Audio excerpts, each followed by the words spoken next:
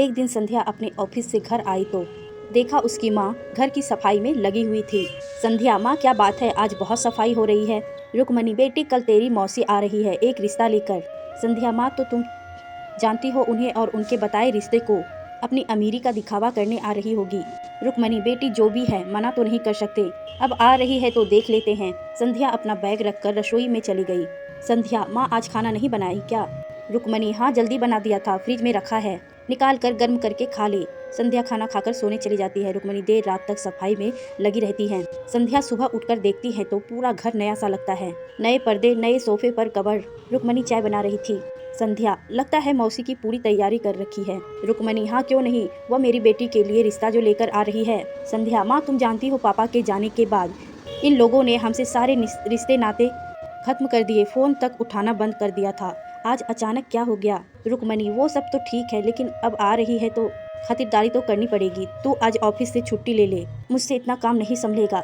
संध्या, ठीक है लेकिन मौसी ने ताने मारे तो मैं भी सुना दूंगी। रुक्मणी, अरे वो कुछ नहीं कहेगी, अगर कहे तो सुन लेना, घर आए मेहमान की बेइज्जती नहीं कर सकते। संध्या और रुक्मणी ने मिलकर जल्दी से सारा काम निपटा लिया। दोपहर को अंजू मौसी घर आ गई। अंजू, यहाँ आना तो नर्क में आने जैसा लगता है, देखा नहीं बाहर कितने भीड़ है, गाड़ी भी अंदर नहीं आ पाई, बहुत दूर से पैदल आ रही हूँ, तुम लोग पता नहीं यहाँ कैसे रह लेते हो। संध्या ने गुस्से से माँ की ओर देखा।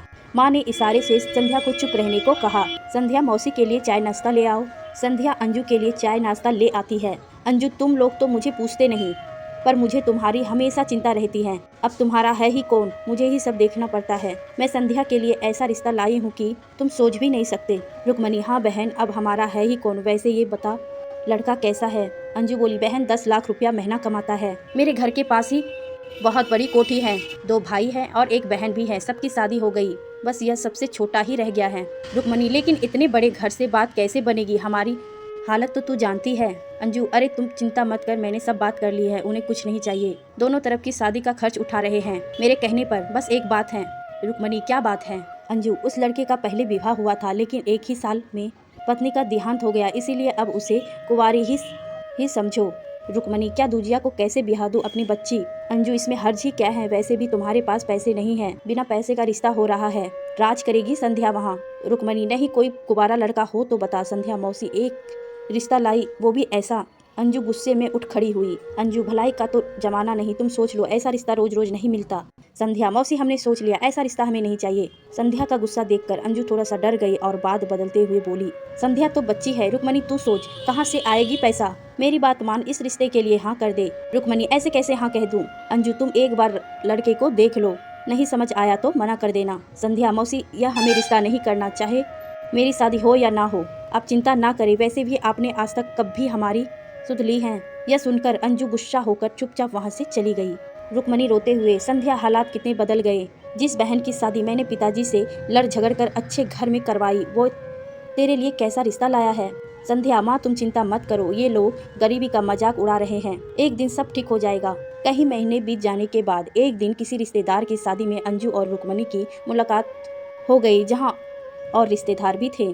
अंजू, देख सुशीला, मैंने इतना पैसे वाले घर का रिश्ता बताया था संध्या के लिए, लेकिन माँ बेटी ने ठुकरा दिया और अभी तक कुंवारी बैठा रखी है घर में। सुशीला, लगता है अंजू तुम्हारी आंखों पर पट्टी बांधी है, तुम्हें पता है संध्या डीएम बन गई है, अगर तुम्हारी बात मानती तो नरक ही भोगती। जिस लड़के के बारे में तुम बता रही हो वो एक नंबर का गुंडा है, मुझे सब पता है। रुक्मणी, और सुन अंजू, मेरी बेटी का रिश्ता बहुत अच्छे घर में पक्का हो गया है, मेरी बेटी को सरकारी आवास भी मिल गया है, जानती है लड़का 9वीं में है। किसी की मजबूरी का मजाक बनाने से पहले ये भी सोचना चाहिए कि कभी ना कभी सबके दिन बदल जाते हैं। अंजू बिना कुछ बोले वहाँ से उठकर चली गई।